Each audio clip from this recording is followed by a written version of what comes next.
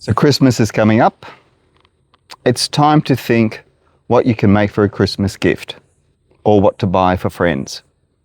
Find out if they're into gardening, and if so, are they in need for any tools? Do they have a particular passion? Might be African violets or philodendrons or anthuriums or alocasias. Find out what their interest is, and that is what you need to buy for them. If they like to grow fruit and veggies, please buy a pH soil test so that they can fix up their soils.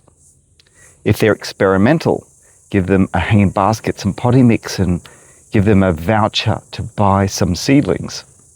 The opportunity is huge. Think about what you would like to do for gardening and try to inspire them to expand their horticultural experiences as well. If you've got a bit of money, battery-powered tools are fantastic, low in maintenance, low in physical effort, and as we get older, we do enjoy easy gardening tools that will work. So they're just a couple of short, swift little tips to help you for Christmas, and I'll give you some more tips in the coming weeks. Cheers for now.